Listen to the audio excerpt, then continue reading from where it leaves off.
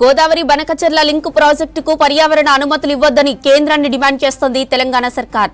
ఇప్పటికే దీనిపై కేంద్రానికి లేఖ రాశారు ఇరిగేషన్ శాఖ మంత్రి ఉత్తమ్ కుమార్ రెడ్డి. ఇవాళ ఢిల్లీలో కేంద్ర పర్యావరణ మంత్రిత్వ శాఖ ఎక్స్పర్ట్స్ అప్రైజల్ కమిటీ సమావేశం జరగనుంది. పోలవరం బనకచెర్ల ప్రాజెక్టు పర్యావరణ అనుమతుల అంశంపై చర్చ జరగనుంది.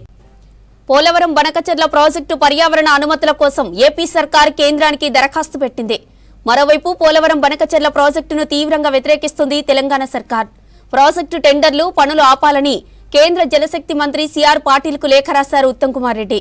దీంతో కేంద్ర ప్రభుత్వం ఏం చేస్తుందో అన్న దానిపై సర్వత్రా ఆసక్తి నెలకొంది. రైట్, ఇక ఇదే అంశంపై మరిన్ని డీటెయిల్స్ మదార్ లైవ్ లో అందిస్తారు. మదార్, గోదావరి బనకచెర్ల లింక్ ప్రాజెక్టుకు పర్యావరణ అనుమతులపై అప్డేట్స్ ఏంటి? ఒక క్రూషియల్ మీటింగ్ ఈ రోజు జరుగుతూ ఉంది జ్యోతి. పర్యావరణ శాఖలో ఈ appraisal committee, expert appraisal committee అనేది భేటీ అవుతుంది. ఆ భేటీలోనే బనకచెర్లకు సంబంధించి, బనకచెర్ల లింక్ ప్రాజెక్టుకు సంబంధించి అనుమతులకు సంబంధించి వారు ఎక్స్పర్ట్ కమిటీ ముందుకు రాబోతా ఉంది ఈ అంశం. అయితే సుదీర్ఘంగా దీనిపైన ఎగ్జామిన్ అనేది కూడా చేస్తారు ఎక్స్పర్ట్ కమిటీ. పూర్తిగా అన్ని అంశాలను కూడా, అంటే ఒక ప్రాజెక్టుకి అనుమతులు ఇవ్వడానికి సంబంధించి పూర్తిగా ఆ ప్రాజెక్టు వల్ల కలిగేటువంటి లాభ నష్టాలపైన పూర్తిగా బేరీజు వేసుకుంటారు. ఆ తర్వాతే పర్యావరణానికి సంబంధించినటువంటి అనుమతులు సిఫారసులు అనేది కూడా ఈ ఎక్స్పర్ట్ అప్రైజల్ కమిటీ ఇచ్చిన తర్వాతే కేంద్ర పర్యావరణ శాఖ ఆ ప్రాజెక్టుకు సంబంధించి అనుమతులు అనేది కూడా ఇస్తూ ఉంటుంది. బట్ ఇది కొన్ని నెలల పాటు జరిగేటువంటి ప్రక్రియ అంటున్నారు. అయితే ఈరోజు ఈ సమావేశంలో చర్చకు వచ్చేటువంటి బనకచెర్ల లింక్ ప్రాజెక్టుకు సంబంధించి తెలంగాణ ప్రభుత్వం తీవ్రంగా అభ్యంతరాన్ని వ్యక్తం చేస్తుంది. ఆ ప్రాజెక్టుకి ఎట్టి పరిస్థితుల్లో కూడా అనుమతులు ఇవ్వద్దు. ఎందుకంటే పోలవరంకి సంబంధించి ఇప్పటికే TOR టర్మ్స్ ఆఫ్ రెఫరెన్సెస్ సంబంధించి ఈ భేటీలోనే చర్చకు అనేది కూడా వస్తుంది.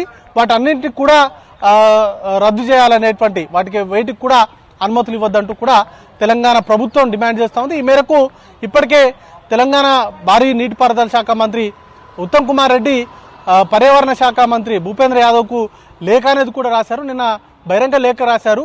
ఆంధ్రప్రదేశ్ ప్రభుత్వం చేపడుతున్నటువంటి ప్రాజెక్టు, ముఖ్యంగా బనకచెర్ల ప్రాజెక్టు కావచ్చు, లేకపోతే పోలవరం నిర్మాణంలో ఆంధ్రప్రదేశ్ రాష్ట్రం వ్యవహరిస్తున్నటువంటి తీరు, ముఖ్యంగా ఏవైతే అనుమతులు పొందాయో ఆ అనుమతులకు విరుద్ధంగా ఆ ప్రాజెక్టుకు సంబంధించి వారు చేపడుతున్నటువంటి నిర్మాణాలు కావచ్చు, లేకపోతే ఆ ప్రాజెక్టులో చేస్తున్నటువంటి కట్టడాలు కావచ్చు, అవన్నీ కూడా తెలంగాణ ప్రాంతానికి నష్టం చేకూర్చేలాగా ఉన్నాయి.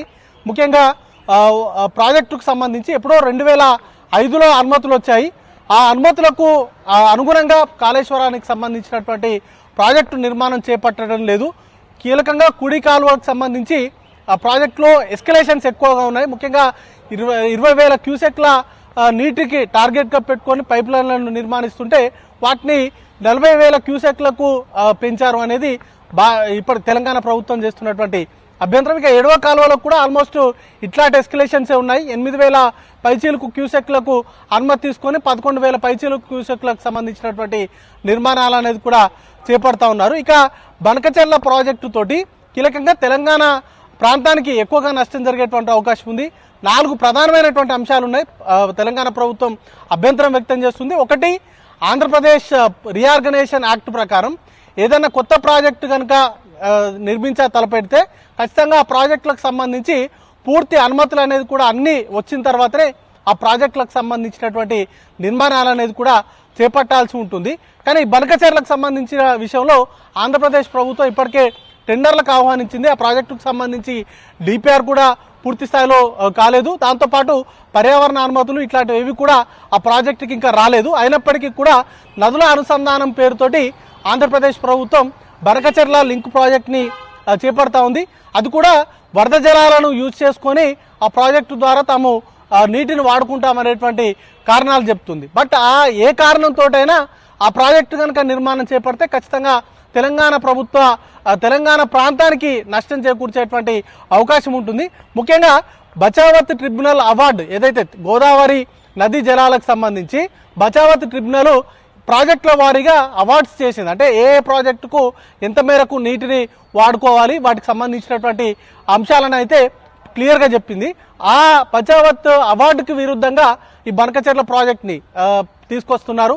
దానికి అవార్డే లేదు కదా, దానికి నీటి కేటాయింపులు లేకుండా ప్రాజెక్ట్ని ఎట్లా నిర్మాణం చేపడతారనేది తెలంగాణ ప్రభుత్వం అబ్జెక్ట్ చేస్తూ ఉంది.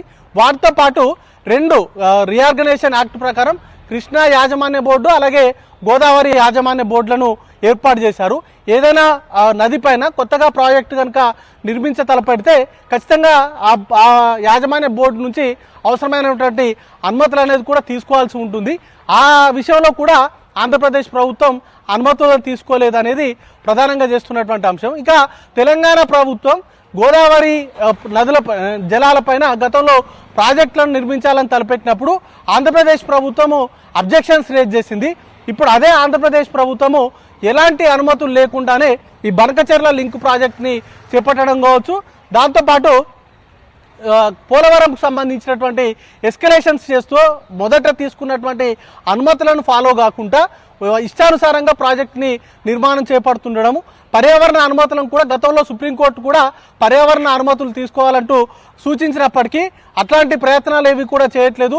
జాతీయ ప్రాజెక్టుగా పోలవరం ప్రాజెక్టు ఉన్నప్పటికీ కూడా కొన్ని కాంపోనెంట్స్కు మాత్రమే రియంబర్స్మెంట్ అనేది కూడా వస్తుందనేటువంటి అంశాన్ని నిన్న ఉత్తమ్ కుమార్ రెడ్డి రాసినటువంటి లేఖలో కూడా స్పష్టం చేస్తూ కేంద్ర ప్రభుత్వం కూడా వైలేషన్స్ పాల్పడుతున్నది. ముఖ్యంగా అడ్వైజరీ కమిటీస్ కావచ్చు, లేకపోతే గోదావరి వాటర్ డిస్ప్యూట్ బోర్డు ఇచ్చినటువంటి తీర్పులకు వాటికి సంబంధించినటువంటి గైడ్లైన్స్కు వ్యతిరేకంగా ఈ ప్రాజెక్టులకు సంబంధించినటువంటి టీఓఆర్లు కావచ్చు, లేకపోతే ఆ ప్రాజెక్టులకు సంబంధించినటువంటి నిర్మాణాలు సాగుతూ ఉన్నాయి. వీటిని అడ్డుకోవాలి, వీటికి సంబంధించినటువంటి పర్యావరణ అనుమతులు ఇవ్వద్దంటూ కూడా ఇప్పటికే తెలంగాణ ప్రభుత్వం లేఖ రాసింది.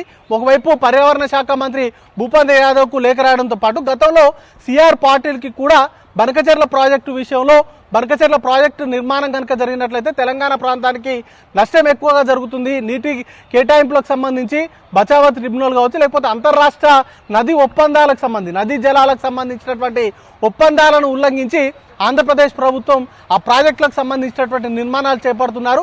వాటిని అడ్డుకోవాలంటూ కూడా గతంలో లేఖలు అనేది కూడా రాశారు. వీటిపైన మరింతగా కూడా ఫైట్ చేసేటువంటి అవకాశాలు ఉన్నాయి. ఇప్పటికే ఓపెన్ లెటర్స్ రాస్తున్నారు. అలాగే గతంలో కూడా ఢిల్లీ పర్యటనకు వచ్చినటువంటి సందర్భంలో కూడా సిఆర్ పాటిల్ని కలిసి ఈ ప్రాజెక్టులకు సంబంధించినటువంటి నిర్మాణ అనుమతులకు సంబంధించి పూర్తిగా తెలంగాణ ప్రభుత్వం వ్యతిరేకిస్తుంది. దానికి సంబంధించే ఈ అంశాలన్నింటినీ కూడా అబ్జెక్షన్స్ రేజ్ చేస్తూ వీటిపైన చర్యలు తీసుకోవాలి, ఆంధ్రప్రదేశ్ ప్రభుత్వాన్ని అడ్డుకోవాలంటూ కూడా లేఖలు రాస్తూ ఉన్నారు జ్యోతి.